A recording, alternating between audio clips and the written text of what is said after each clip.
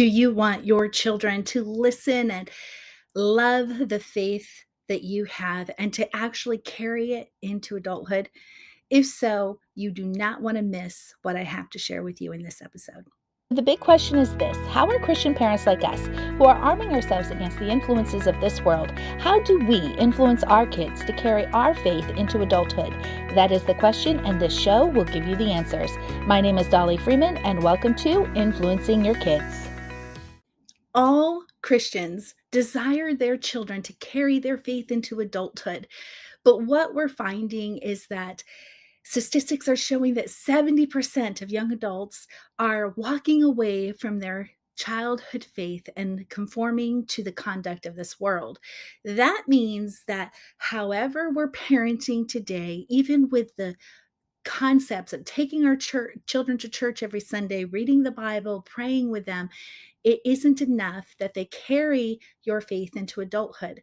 That makes me stop and think, okay, that means if we need to do what we want, we have to do something different. It requires a change in order for us to influence our children to carry our faith into adulthood. Now, these statistics are on the rise. That was from 2021. Right now, we're at the end of 2022. Those statistics are going to continue to rise until we change what we're doing as parents.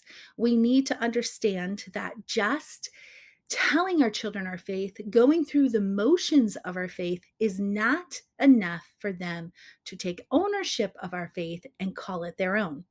Now, what I'm finding is that there is one thing that stops you from being an influence in your children's life for them to not only obey you on the mundane things of life, but to accept your faith and to carry it into adulthood. Now, allow me to say that in my experience as a mother of four, our three adult children at the time have all carried our faith into adulthood.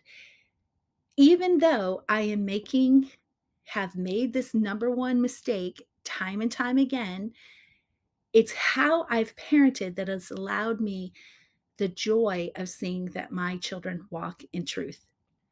But there are things that I have done that have lost the influences over littler things that could have affected that had I not done the very thing that pointed them to Jesus.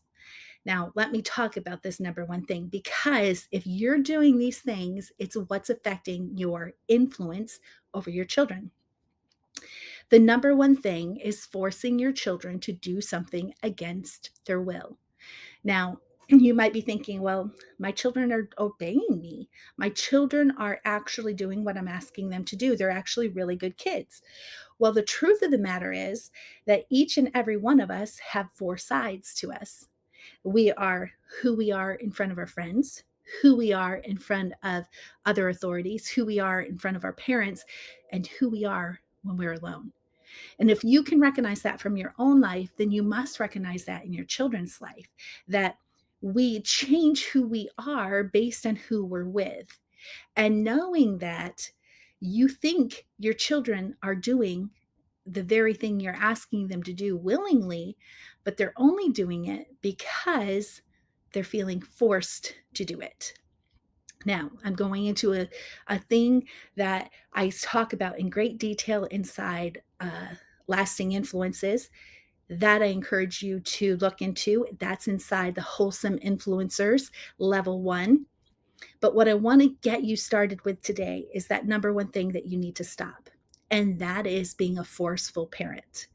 When we force our children to do something and we have this mentality that instant obedience is what we're looking for, we are literally setting our children up to act one way in front of us while wanting another thing when they're alone.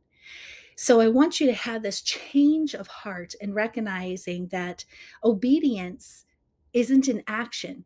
Obedience starts in the heart. And we have proof of that in scriptures. In the Old Testament, it says that do not kill. But in the New Testament, it says that if you have hated your brother, it's as if you have murdered him. In the Old Testament, we have do not commit adultery. In the New Testament, it says that if you have lusted on a woman or a man, then you have already committed adultery. So in the Old Testament, it was actions, instant obedience.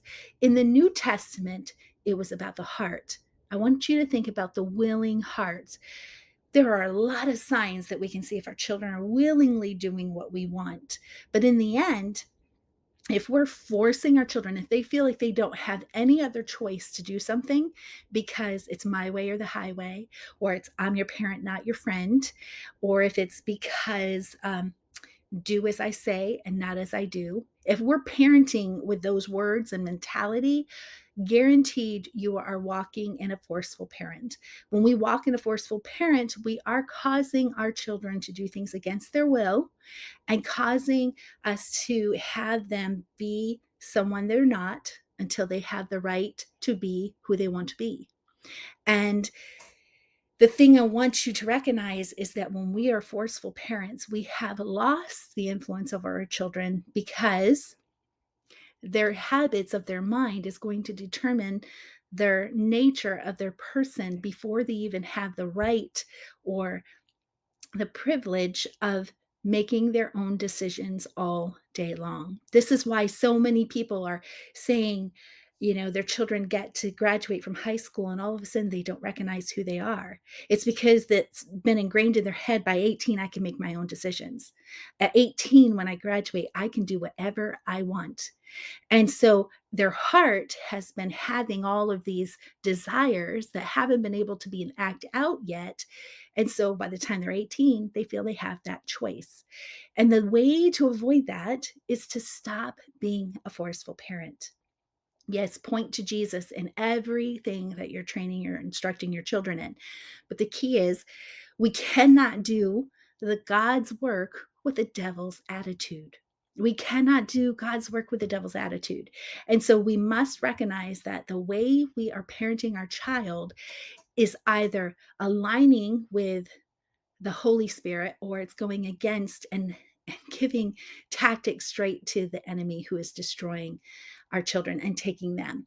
So we want to make sure that we are not forcing our children, that they have the choice of being able to choose to obey. And when they don't, we have to be ready for them to understand there are consequences that they're choosing. They're not choosing their action, they're choosing their consequence.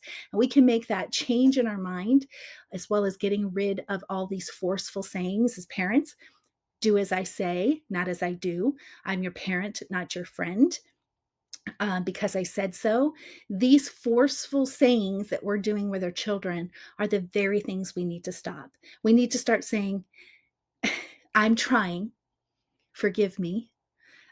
We also need to start saying, I'm not just your parent, I'm also your friend. This will help you to become the influence and stop robbing you from the influences from your own actions and often reactions that we have in parenting. I'll see you in the next episode. Thank you for listening to Influencing Your Kids. Start a conversation by commenting on this episode, sharing it on social media, or joining the Influence Movement absolutely free. Subscribe now so you don't miss our next episode.